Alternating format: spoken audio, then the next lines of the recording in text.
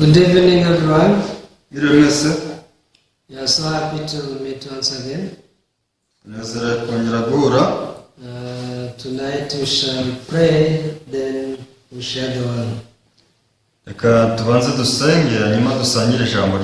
Dear Heavenly Father, thank you.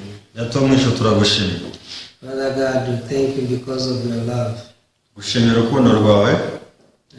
The Bible says that you have shown us your love through your Son Jesus. Because through him we are able to become one with you.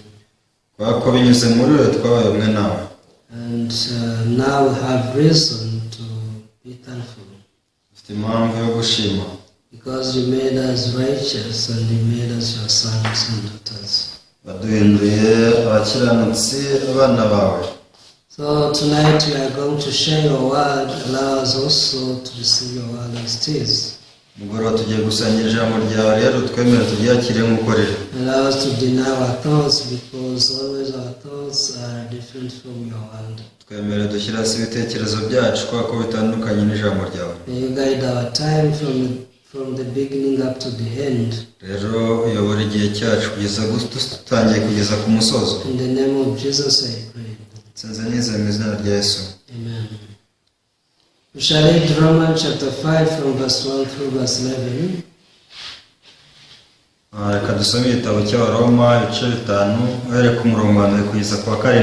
Please open the Bible on the book of Romans chapter 5. We shall read from verse 1 through verse 11. If you are there, I will read. Therefore, having been justified by faith, we have peace with God through our Lord Jesus Christ.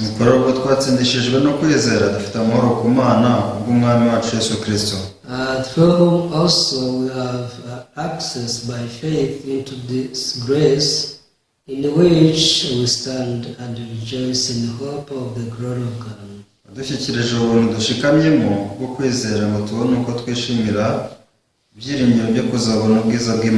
And not only that, but we also glory in tribulations, knowing that tribulations produces perseverance.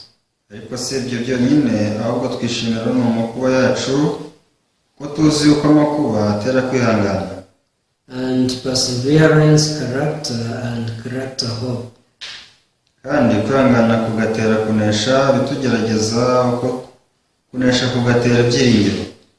Now hope does not disappoint, because the love of God has been poured out in our hearts by the Holy Spirit who was given to us.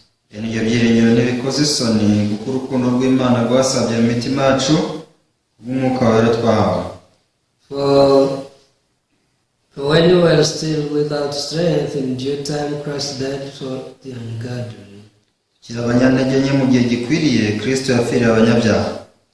For scarcely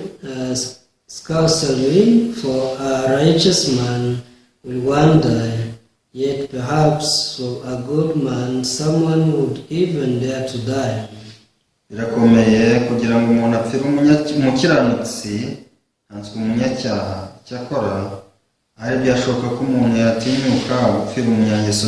But God demonstrates his own love toward us, in that while we were still sinners, Christ died for us.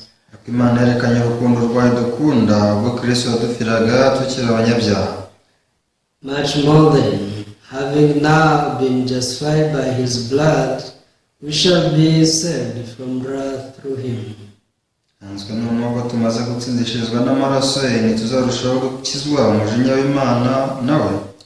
For if when we were enemies we were reconciled to God through the death of his Son, much more, having been reconciled, we shall be saved by his life.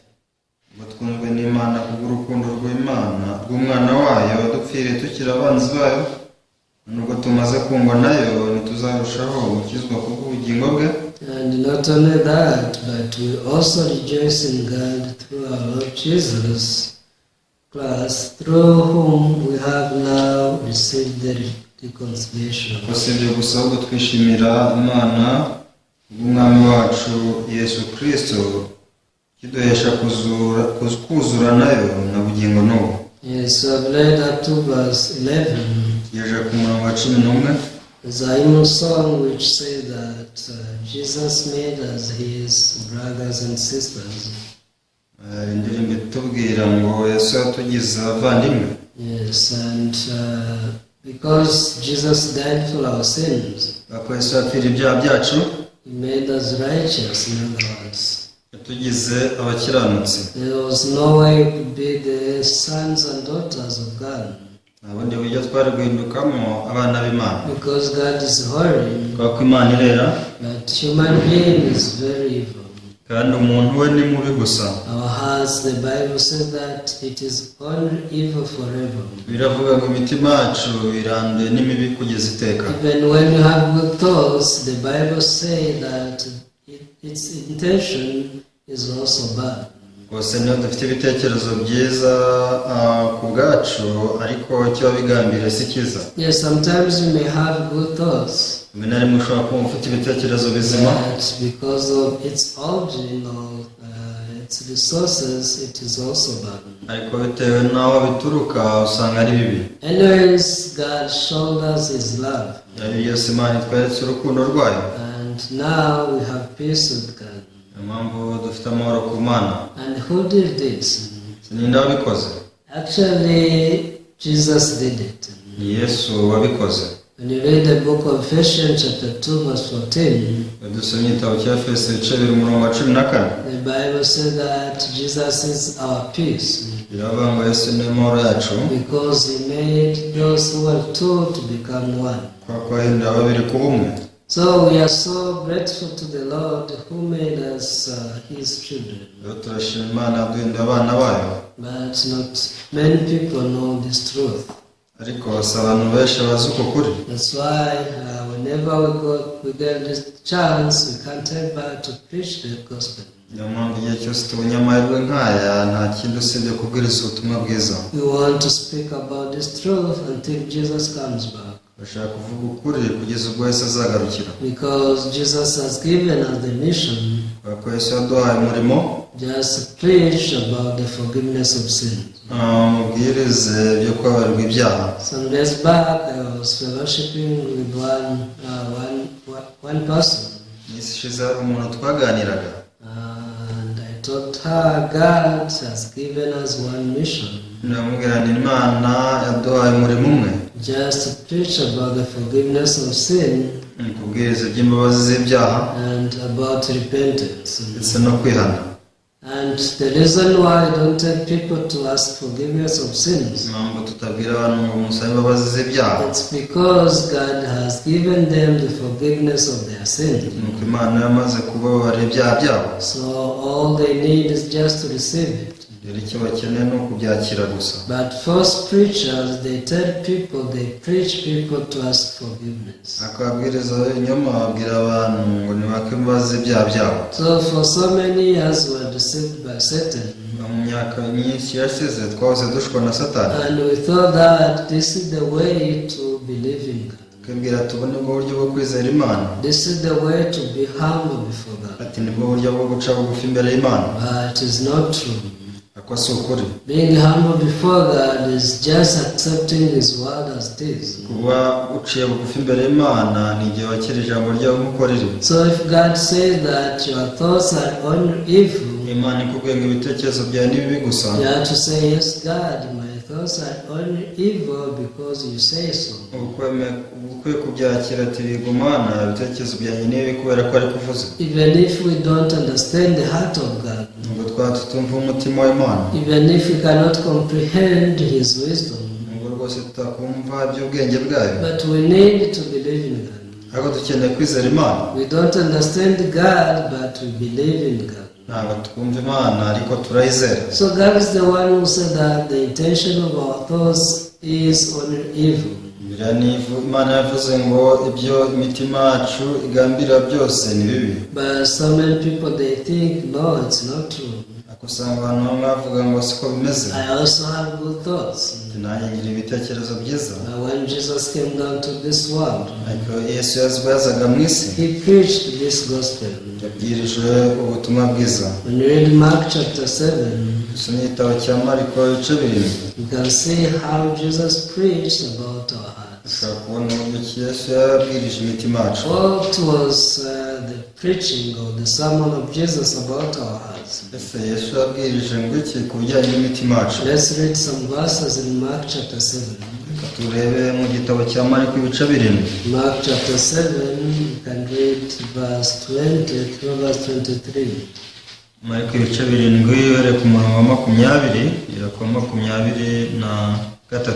Please open the book of Mark, it's the gospel according to Mark chapter 7, Mariko ibice 7 starting from verse 20. uhereye ku murongo wa 20. The Bible says, and he said, what comes out of a man that defies a man? Biravuga ngo aravuga ati va umuntu nibyo bimumanya.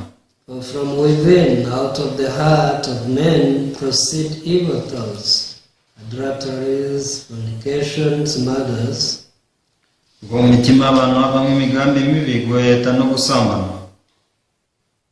all theft, covetousness, wickedness, deceit, lewdness, an evil eye, blasphemy, pride, foolishness. kwiba no kwica, kwifuza kubi no kugira nabi, uburiganya n'iby'isoni nke, ijisho ribi n'ibitutsi, ubwibone n'ubupfu. All these evil things come from within and defile a man. Ibyo bibi byose biva mu muntu, nibyo bimuhumanya. Everyone, what did Jesus say? Ese Yesu yavuze ngo cyane? Yeah, in the heart of man proceed evil thoughts. Yavuze ati rwose mu mutima w'abantu havamo imigambi mibi. There's no good thought in human heart. Nta bitekerezo byiza, nta migambi myiza mu That's mutima. why God said in Genesis chapter 6 verse 5 Impamvu yavuze mu Itangiriro ibice 6 umurongo wa 6 that the intent of the thoughts of human being is only evil continually. uyu mutima umuntu wibwira byose ni bibi kugeza iteka ryose. Everyone, our hearts are like a tank of sin. Rero imitima yacu ni nk'ihunikiro ry'ibyaha. And when you don't know, you think that you have a good part and a bad part. Utabizi neza uribwira ngo muri njye habamo igice cyiza n'ikibi. But even the sin you have never committed so far, ariko ni icyaha utarisanga wakoze. you have to know that it is in your heart. Menye ko nacyo kiriho mu mutima wawe. Once it proceeds from your heart, you will see it. Rero igihe kibayeho kivuye mu mutima wawe uzakibona. So you don't need to wait until you see your sins proceeding out from your heart. Rero si ngombwa ko utegereza ngo uzemere ko uri umunyabyaha kubera ko wabonye biva muri mutima wawe. All you need is to accept the word of God as teach. Ikeneye ahubwo ni ukwakira ijambo nk'uko rikubwira. But so many people, they just want to say that they are sinners after they see themselves committing evil. Ariko abantu bashaka kwemera ko ari abanyabyaha mu gihe bisanze bakora ibibi. Everyone, we are not sinners after we commit sin. Ntabwo tuba abanyabyaha tumaze gukora icyaha. Instead, we commit sins because we are born sinners. Ahubwo burya impamvu tubikora ni uko twavutse turi abanyabyaha. That's why in our hearts evil thoughts proceed. Niyo mpamvu mu mitima yacu havamo imigambi mibi. When you read the book of Isaiah chapter 48 verse 8, dusomye igitabo cya Yesaya 48 umurongo wa 8. the Bible says, maybe you have not heard of it, biravuga ngo ahari ugutwi twawe ntikumvise, and you didn't know it, ntiwabimenye, but you were called transgressor from the womb. ariko mu by'ukuri wiswe umunyabyaha ukivuka. Everyone, did you know this? ese ibyo urabizi? You are a sinner from the womb. uri umunyabyaha uhereye ukivuka. Your heart is on evil forever. bivuze ngo umutima wawe ni mubi, uranduye kugeza iteka. Your thoughts are on evil in the eyes of God. ibitekerezo byawe ni bibi gusa mu maso y'Imana. Maybe in your eyes you may see some good thoughts, mu maso yawe hari ushobora kubona hari ibitekerezo byiza bihari, because sometimes you get the heart to help poor, bakaba hari ugira umutima wo gufasha abakene. but you have to know that every intent of your thought is only evil. ariko twe kumenya ko ibitekerezo bya byose by'umutima wabwira byose ari bibi kugeza iteka. That's why when we preach the gospel, we lead the hearts of people in repentance. Impamvu tubwiriza ubutumwa bwiza, icyo tubanza gukora ni ukubura imitima abantu ikabanza ikagera ku kwihana. Repentance does not mean to ask forgiveness of sins, Bibiliya kwihana birivuga ntibivuga gusa imbabazi z'ibyaha or confessing or giving report to God what you did. cyangwa se batura babwira Imana ibyo bakoze, But repenting means returning to the Lord. ahubwo kwihana ni uguhindukirira Imana. Until now you have not yet come back to the Lord, kubera ko kugeza ubu ntiturandikira Imana, because you were born sinner and even now you are a sinner. kubera ko wavutse uri umunyabyaha na n'ubu uri umunyabyaha. Even though you received the baptism Niyo mpamvu nubwo wabatizwa and you received the new name, ukaba warakira n'izina rishya, but you didn't get the name as righteous or as the child of God. ariko ntiyigeze witwa umukiranutsi cyangwa se umwana w'Imana. The reason why you didn't get this name is because you didn't repent yet. Impamvu utigeze wakira amazina nk'aya ni uko utari hano. So today we read Romans chapter 5. Rero twasomye Abaroma ibice 5. Romans chapter 5 from verse 1. Abaroma ibice 5 rero ku murongo wa mbere. The Bible says, therefore, having been justified by faith, we have peace with God through our Lord Jesus Christ. Biravuga ngo nuko rero ubwo twatsindishirijwe no kwizera dufite amahoro ku Mana kubw'Umwami wacu Yesu Kristo. Yes, we have peace in the eyes of God. We have peace with God because of Jesus. Maso y'Imana dufite amahoro ku Mana bitewe na Yesu Kristo. Because Jesus has become our peace. Kuko Yesu yaduhindukiriye amahoro. That's why now we have peace. Impamvu natwe dufite amahoro. And verse 2 says, through whom also we have access by faith into this grace in which we stand and rejoice in the hope of the glory of God. Umurongo wa kabiri uravuga uti wadushyikirije ubuntu dushikamyemo kubwo kwizera ngo tubone uko twishimira ibyiringiro byo kuzabona ubwiza bw'Imana. Yes, now we have hope. Ubu dufite ibyiringiro. And God is giving us His glory day by day. Kandi Imana ari kuduha ubwiza bwayo umunsi ku munsi. Even though you can pass through difficulties, Urwanyura mu ngorane, it doesn't mean that God hates you. bivuze ngo burya Imana irakwanga. Some people, they think the reason why I'm in difficulties because I did this or that, Aravuga ngo impamvu ndi guca mu ngorane ni uko ko nakoze ibi n'ibi, because I come to this mistake ko nakoze kiriya ari amakosa. or that mistake. That's why God's punishing me. Niyo mpamvu buri Imana iri kumana. But God does not work like that. Ariko Imana ntabwo ari uko ikora. Because through Jesus, God made peace with us. Kuko binyuze muri Yesu Imana yaduhaye amahoro. But there is a clear purpose when God allows us to pass through tribulation. Rero hari impamvu nyamukuru ituma Imana ituma tunyura mu makuba. Always God wants us to have true peace in our hearts. Imana ibishaka ko tugira amahoro y'ukuri mu mitima yacu. And God wants us to have true hope. Imana ishaka ko tugira ibyiringiro nyabyo. Sometimes we get hope for things which vanish away. Hari ubwo ugira ibyiringiro by'ibintu bizashira. And when these things disappear, you get disappointed. Ibyo bintu rero bise bikagenda uratengwa. But for you to have true hope, you need to pass under some stages from God. Aho kugira ngo ugire ibyiringiro nyabyo ni uko hari inzego ugomba gucamo ku Mana. Now, one, you need to become righteous. Ya mbere rero ni uko ugomba kuba umukiranutsi. And after becoming righteous, Kimara kuba umukiranutsi, you are a child of God. uri umwana w'Imana.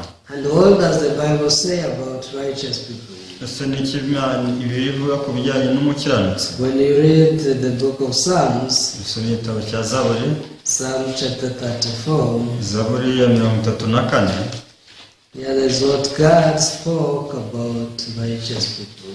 hano hari icyo Bibiliya ivuga, Imana ivuga ku bakiranutsi. I read verse 10. and verse 19. Verse 10 and verse 19. umurongo wa 10 n'uwa 19. The Bible says the young lions lack and suffer hunger, but those who seek the Lord shall not lack any good thing. Psalm chapter 34 verse 10. Zaburi ya 34 umurongo wa 10 uravuga ngo mwubahe Uwiteka Verse 10, maybe it's verse 11 in Kinyarwanda Bible. imigunzu y'intare ibasha gukena no gusonza, ariko abashaka Uwiteka ntibazagira icyiza bakena. Yes, the Bible says that to those who seek the Lord shall not lack any good thing. Bibiliya ikivuga nuko abashaka Uwiteka batazagira icyo bakena. And verse 19 says, umurongo wa 19. many are the afflictions of the righteous, but the Lord delivers him out of them all. Amakuba n'ibyago by'umukiranutsi ni byinshi, ariko Uwiteka amukiza muri byose. Yes, even righteous may face affliction. Bivuze ko umukiranutsi nawe ahura n'amakuba. But since God promised that he shall not lack any good thing, ariko biravuga ngo ntazagira icyo akena. always God save him and deliver him out of all afflictions and tribulations. Bivuze ko Imana imukiza mu byago n'amakuba byose. And through this, we can see that God made something precious in our hearts. Bivuze ngo Imana hari ikintu cy'igiciro yashyize mu mitima yacu. And this is what Romans chapter 5 speaks about. Iki ni cyano mu Roma ibice 5 hatubwira. We can go back as we conclude. Subira inyuma mu Roma. In Romans chapter 5. Roma ibice 5. Verse 3 says, and not only that, but we also glory in tribulations, knowing that tribulation produces perseverance. Ariko si ibyo byonyine, ahubwo twishimira no mu makuba yacu, kuko tuzi yuko amakuba atera kwihangana. And perseverance, character, and character hope. Kandi kwihangana kugatera kunesha bitugerageza, uko kunesha kugatera ibyiringiro. Now, hope does not disappoint, because the love of God has been poured out in our hearts by the Holy Spirit who was given to us. Bene ibyo byiringiro ntibikoze isoni, kuko urukundo rw'Imana rwasabye mu mitima yacu kubw'Umwuka Wera twahawe. Yes, everyone, God is giving you hope. Imana iraduha ibyiringiro. God is giving you the new character from His Son. Imana iraduha kunesha binyuze mu mwana wayo. Because righteous people, though they are in the world, but they are not of the world. Abakiranutsi nubwo baba bari mu isi si ab'isi. And they have always to trust in God. Abakeneye guhora bizera Imana. Because verse 6 says, for when we were still without strength, in due time Christ died for the ungodly. Ko biravuga ngo mu gihe twari abanyabyaha mu gihe gikwiriye Kristo yapfiriye abanyabyaha. Even verse 10, for if when we were enemies we were reconciled to God through the death of His Son, much more having been reconciled, we shall be saved by His life. Umurongo wa 10 nawo uti, ubwo twunzwe n'Imana kubw'urupfu rw'umwana wayo wadupfiriye tukiri abanzi bayo, none ubwo tumaze kungwa nayo ntituzarushaho gukizwa kubw'ubugingo bwe. Yes, after we realize that our hearts are always evil, tumaze gutahura ko imitima yacu ari mibi gusa igihe cyose, we deny our thoughts. icyo gihe ibitekerezo byacu turabijugunya. And this is repentance. Ko niko kwihana. Because we cannot accept the word of God, yet we still believe in our thoughts. Ako ntitwakwakira ijambo ry'Imana tukizera ibitekerezo byacu. But though we were enemies to God, Ako nubwo twari abanyabyaha ku Mana, though we were separated from God, nubwo twatandukanye nayo, the Bible says that in the due time Christ died for the ungodly. Biravuga ngo mu gihe gikwiriye Kristo yapfiriye abanyabyaha. And He made us one with God. Kandi atugira umwe n'Imana. Not only this, Si ibyo gusa, verse 11 says, and not only that, but we also rejoice in God through our Lord Jesus Christ, through whom we have now received the reconciliation. biravuga ngo ariko si ibyo byonyine ahubwo twishimira Imana kubw'umwami wacu Yesu Kristo ukiduhesha kuzura nayo na bugingo n'ubu. Everyone too righteous, there is no good thing they will lack. rero abakiranutsi nta byiza bazakena, Because God made them one with Him, kuko Yesu yabagize umwe n'Imana, and between them and God there is only peace. bivuze ngo hagati yabo n'Imana hari amahoro gusa. Until now, the reconciliation is done by Jesus. kugeza ubu rero turabona ko ubwiyunge bwazanywe na Yesu. And Jesus is connecting our hearts to God every day. Yesu ni wenyine wahuje imitima yacu n'Imana buri munsi. Even now, He is the one who changes our hearts from time to time. Ubu niwe uhindura imitima yacu umunsi ku wundi. Whenever Satan tries to deceive us, igihe cyose Satani agerageje kudushuka, we can only receive the heart of God through the church. tubasha kwakira umutima w'Imana binyuze mu itorero. And remember that the church is the body of Jesus. kandi mwibuke ko itorero ari umubiri wa Yesu. And Jesus is the head of the church. Yesu rero niwe mutwe w'itorero. As we are listening the word through the church, rero mu gihe twumva ijambo ry'Imana mu itorero, as we are preaching the gospel, igihe tubwiriza ubutumwa bwiza, God keeps on purifying our hearts Imana ikomeza itunganya imitima yacu by giving us the thoughts of God, iduha ibitekerezo biva ku Mana, so that we can compare our thoughts with the thoughts of Satan. kugira ngo tubashe kugereranya ibitekerezo byacu n'ibya Satani. Yes, because our thoughts are always different from God's. kubera ko ibitekerezo byacu bitandukanye n'iby'Imana, We can only know that our thoughts are Satan's by comparing our thoughts with the thoughts of God. tukabasha kumenya ko ibitekerezo byacu bipfuye mu gihe tubijyanye n'iby'Imana. So we have peace with God. rero dufite amahoro ku Mana. That's why God is responsible for us. niyo mpamvu Imana itwishingira. Regardless of the situation, twitaye ku biriho, righteous people can rejoice all the time abakiranutsi babasha kunezerwa ibihe byose, because they have peace with God. bafite amahoro ku Mana, Because they have Jesus. bafite Yesu. And Jesus is our hope. kandi Yesu niyo byiringiro Jesus byacu, is our peace. amahoro yacu, And He is our righteousness.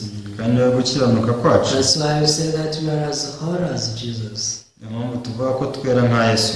So we can conclude our fellowship by reading Ephesians chapter 2 verse 14. dusoreze ku Befesi ibice 2:14. Yes, open the book of Ephesians chapter 2 verse 14. Efesi ibice 2:14. The Bible says, "For He Himself is our peace, who has made both one, and has broken down the middle of separation." ubu niyo mahoro yacu, kuko yahinduye twebwe babiri kuba umwe, akuyeho ubwanzi ari bwo rusika rwari hagati yacu rudutandukanya. Yes, before Jesus broke this wall, mbere yuko Yesu aza mu isi, before He broke this wall of separation, mbere yuko Yesu akuraho runo rusika rwari hagati yacu, we were only enemies to God. twari abanzi b'Imana, We were far from God. twari kure y'Imana, We were united with Satan. twari twunze ubumwe na Satani. That's why we were sinners. niyo mpamvu twari abanyabyaha. But after we realize what Jesus has done for us, aba tumaze kumenya ibyo Yesu yadukoreye, there's no longer sin between us and God. nta munyabyaha ukiri hagati n'Imana, There's no longer sin between me and God. nta cyaha kiri hagati yanjye n'Imana. But so many people, even today, they see their sins ariko abantu benshi n'uyu munsi baracyabona ibyaha byabo, because they despise the work of God. kuko basuzugura imirimo y'Imana, They despise what Jesus has done for them. bagasuzugura ibyo Yesu yabakoreye. But tonight, if you connect your heart with the heart of Jesus, ariko umugoroba wasuje umutima wa n'uwa Yesu, you can realize that Jesus Himself is your peace. icyo gihe ubasha gutahura ngo Yesu niwe mahoro yanjye, And He made you perfect righteous angize umukiranutsi utunganye, by just paying your debt. binyuze kunyishyura umwenda wanjye. So we thank God. rero turashima Imana We glorify the Lord who has done all these precious works for us. duhimbaje Imana yakoze imirimo itangaje ku That's bwacu why we don't have fear. niyo mpamvu ntabwo dufite And we only fear God. tinya Imana gusa To those who fear God, there is nothing more they can fear. rero ku batinya Imana ikindi batinya Because God is almighty. kubera ko Imana ishobora byose And God is ready to work for them. kandi Imana yiteguye kubakorera I hope that you think about your heart. ngiye ko mwatekereza ku mutima yanyu If you have never accepted that your heart is evil, niba utaremera ko umutima wawe uri mubi only evil, mubi gusa you have to repent.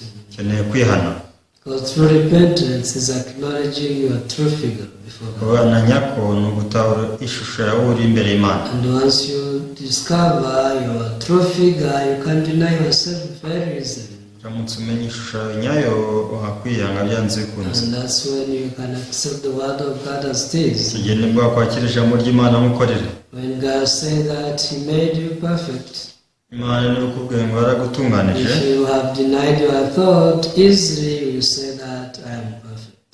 uramutse ushyize hasi ibitekerezo byawe wakwemera uti naratunganije If God says I have sanctified you, you are now sanctified, Imana ikubwiye ngo narakoresheje ukaba warejejwe you will realize that you denied your thought or you repented by just accepting these words as they are. uzashyira hasi ibitekerezo byawe wihane wakira ijambo mukorere Do you want to know if you have repented?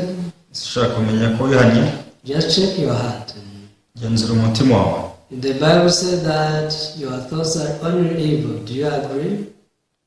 niba Bibiliya ivuze ngo umutima wawe ni mubi gusa se nibyo If your Bible says that you are evil forever, do you agree with this? Bibiliya nivuze ngo uri mubi gusa kugeza iteka se urabyemera If the Bible says that you are the devils, you are the descendant of the devil, do you agree with this nawe Bibiliya ivuze verse? ngo ukomoka kuri Satani nibyo urabyemera People who didn't repent, they cannot accept such verses. abantu batihanye mu mitima yabo ntabwo bakwemera ibyanditswe nk'ibyo Therefore, they cannot repent because they still love their thoughts. ntabwo bakwihana kubera ko bakiri hagati y'ibitekerezo byabo Do you know a person who can repent easily?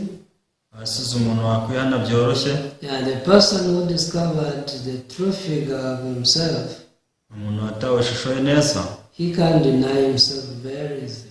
ariyanga mu buryo yakwihana mu buryo bworoshye Yes, I was enemy to God ati nahoze ndi umwanzi w'Imana because my heart is only evil, kubera ko umutima wanjye ari mubi gusa because I was born sinner, navutse ndi umunyabyaha because I was a descendant of Satan. kubera ko nkomoka kuri Satani I was born after Adam committed sin. kubera ko navutse Adamu amaze gukora icyaha So my thoughts are only evil, ati rero burya ibitekerezo byanjye ni bibi gusa and they are only evil forever. kandi ni bibi kugeza iteka So why should I keep my thoughts? se kuki ngomba kubikunda nkabigumana Or I need to deny my thoughts. ibyo nyine ni ukubishyira hasi After they deny such thoughts, they accept what Jesus has done for them. iyo bashyize hasi ibitekerezo hasi bemera ibyo Yesu yabakoreye That's why those people who repented, they can sing the day I remember, the day I accepted Jesus. abantu bihanye bashobora kuririmba indirimbo ko umunsi wibuka ari uwo bakiriwe Yesu And they praise the Lord who sanctified them, who forgave all of their sins. bagashimira Imana yabejeje yababariye ibyaha byabo Amen. So I speak up to Him. kansoreza aha Let's pray. dusenge Father God, we thank you. data wo mu ijuru turagushimira We thank you because you made us righteous. tugushimiye ko waduhinda abakiranutse Here Jesus has become our peace Yesu yaduhindukiye amahoro and has become our righteousness. aduhindukira gukiranuka That's why we are no longer sinners. niyo mpamvu tutakiri abanyabyaha Instead, we are righteous because we were made righteous. ntabwo twaba abakiranutsi kubera ko niko watugize But Father, so many people, they don't have peace because they are still sinners. abantu nta mahoro bafite kubera ko bakiri abanyabyaha Yet now we have become righteous and there is peace between us and God. nyamara kuba abakiranutsi bivuze ko ari amahoro ku Mana, dufite amahoro ku Mana. The Bible says that sinners, there's no peace for sinners. nyamara bivuga ko nta mahoro y'abanyabyaha. That's why many people, they cry day and night because of their sins. niyo mpamvu usanga abantu bataka amanywa n'ijoro kubera ibyaha byabo, Not because they commit sins, but because of unbelief. si uko baba bakoze ibyaha ahubwo ni uko batizera. May you allow all viewers to accept your word. rero bemerera abakurikiye bose bemere ijambo ryawe. Allow people to deny their thoughts. bemerera abantu bareka ibitekerezo byabo, Because their thoughts made them not believe in God. kubera ko ibitekerezo byabo bituma batizera Imana. But when they deny their thoughts, they can accept the peace you give them. ariko iyo baretse ibitekerezo byabo bakira amahoro wabageneye, They can accept the righteousness you gave them. bakira gukiranuka wabateguriye. And they can only testify that they are righteous, they are children of God. kugira babasha guhamya ko bakiranuka kandi ari abana b'Imana. Thus they can overcome all situations and tribulations of the world. nuko niko babasha kurenga ibyo byose n'amakuba y'isi, Because you are the people who are victorious through Jesus. kuko turi abantu banesha binyuze muri Yesu. Thank you, Lord, and we pray everything in the name of Jesus. tugushimye Mwami kandi dusenze ibyo twizeye mu izina rya Yesu. Amen. Thank you very much. See you next time. murakoze nawe utaha.